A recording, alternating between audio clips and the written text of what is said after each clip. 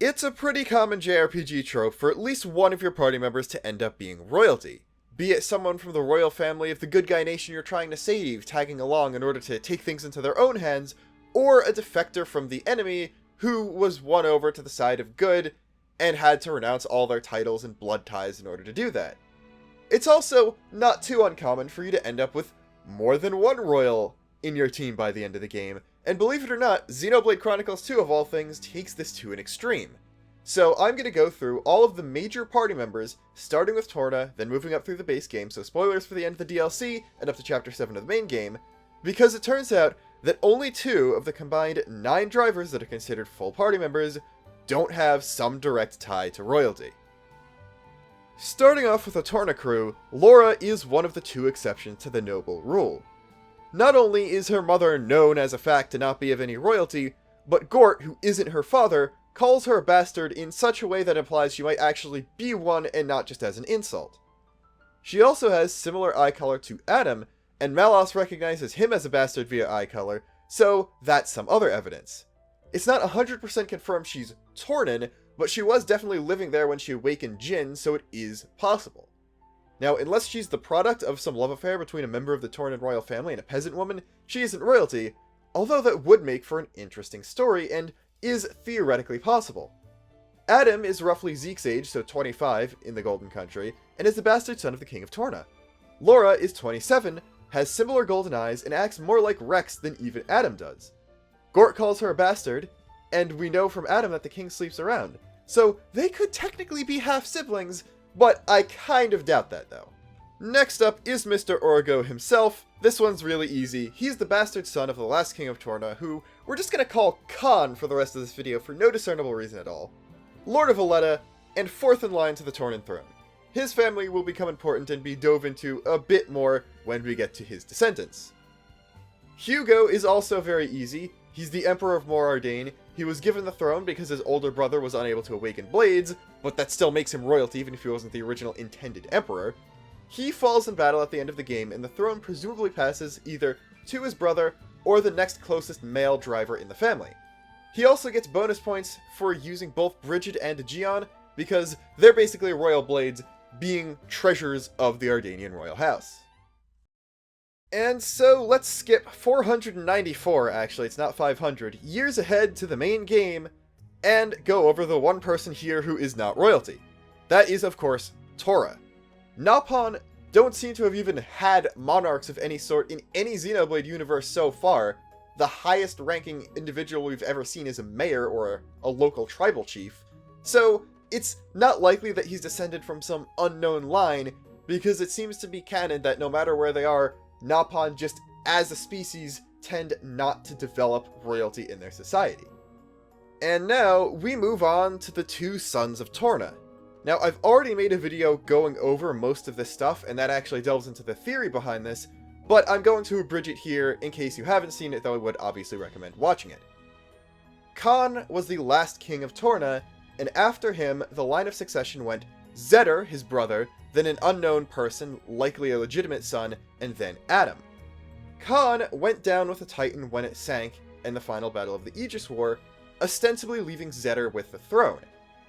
Adam helped rescue a lot of people who evacuated from Oresco, and it's very likely that people from other settlements further from the capital survived too, but Zeder led everyone else, and one shady deal with Indal later, they ended up on Genbu, with either Zeder or one of his descendants forming the royal family of Tantal, who later on down the line would claim to be Adam's bloodline in order to legitimize themselves in the face of the people.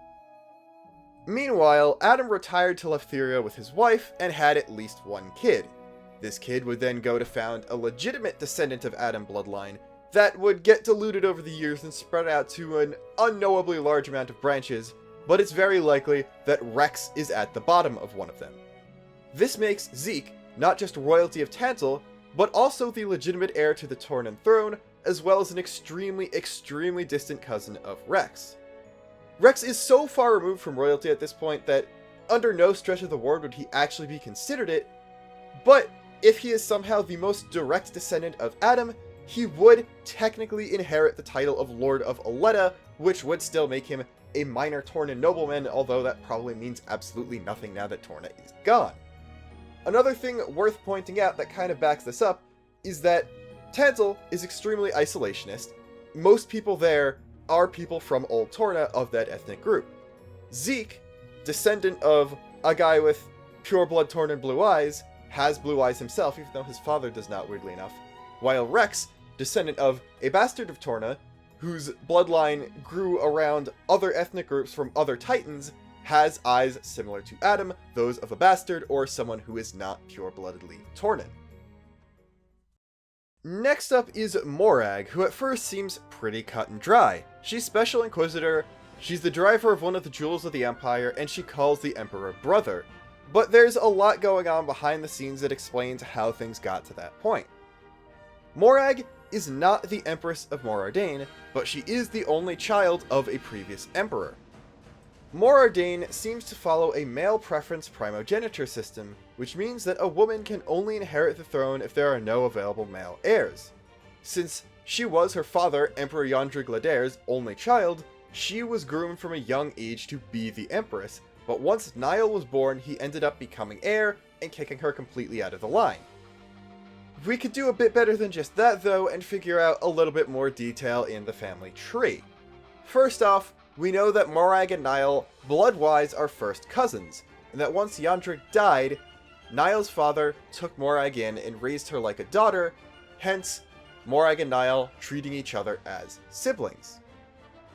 Now, the interesting thing is that if Niall was the son of the Emperor's brother, then the line of succession would automatically pass to the brother if Yandrig didn't have any male children. So, my guess would be that Niall is actually the child of the Emperor's sister who married another man who just happened to be the one who actively took Morag in. That way, since the two closest people to the Emperor were both female, it would follow his descendants to Morag before his sister, but then once Niall was born, it would jump through her to him. There's a bit of ambiguity there though, because Niall might not have directly ascended the throne. After Yandrig died, there might have been a period of regency in order for him to grow up a little bit and learn some stuff, but that is a bit ambiguous. Despite not being Empress and being out of the line of succession, Morag is still definitely a princess, although she did denounce her title once Niall became Emperor in order to become Special Inquisitor and protect him.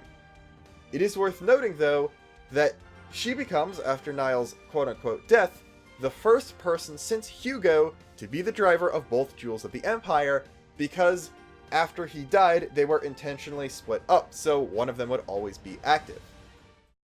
Now we're at Vandam, and you might be a bit confused because wait, he's just some gruff, rough and tumble mercenary guy with a heart of gold who wanted to teach Rex. He can't be a nobleman, right? Well, he is actually a noble who denounced his title. If you have Nim's phonics linguistic skill at level 3 and talk to the phonics Zox in Garfin Village, it will reveal some very interesting information. Vandam was actually a noble of the Paronay House, one of the 6 noble houses of Araya, and that his real name is Aquila Paronay Sol Esteriol. Vandam was just a name he took after a celebrity he looked up to when he was younger, presumably after he denounced his title and family in order to become a mercenary, or he was kicked out, or for some reason he left the nobility and ended up as a mercenary. Aquila makes sense to be his real name because that is Latin for eagle, and well, his blade is the second best burb in the game. Lastly is Nia, who has a very tenuous tie right up there with Rex. She's a blade, so she can't be blood related to royalty, but her father, the man who was her previous driver, was actually a noble. Several NPC dialogues as well as a couple cutscenes can be pieced together to reveal that her driver was the Lord of Ashel, some sort of Gormati nobleman, and it was this man's daughter who became sick about a decade before the start of the game. He sought out the best healing blades he could find, blowing all of his money and eventually somehow losing his title in the process. At some point, he found and awakened Nia, and after the daughter eventually died, he had Nia become a flesh eater so the girl would live on, and as such, Nia is the closest thing to an heir he has. So, there you go. Everyone's royalty, except the Napon and Laura, and I'm not even going to make a joke about Laura because her life is just a very sad one. And that will do it for this video. This actually ended up being an expanded Xenoblade concept I had because I got really busy this week and ended up having to make a shorter video. But, yeah, E3 related. Obviously, you can find all that stuff, all the reactions on my second channel. But there is going to be a Xenoblade in this coming week that is sort of connected to stuff we found out at E3. Other than that, again, stay tuned to the second channel because I'm finally going to be able to start, like, recording Let's Plays and uploading my Xenogears footage, and also keep in mind that 4th of July week might not have a video because I'm going on vacation and don't know if I'll have time to pre-record and edit a video to upload that Sunday. But yeah, otherwise, until next time, this is Luxon, signing off.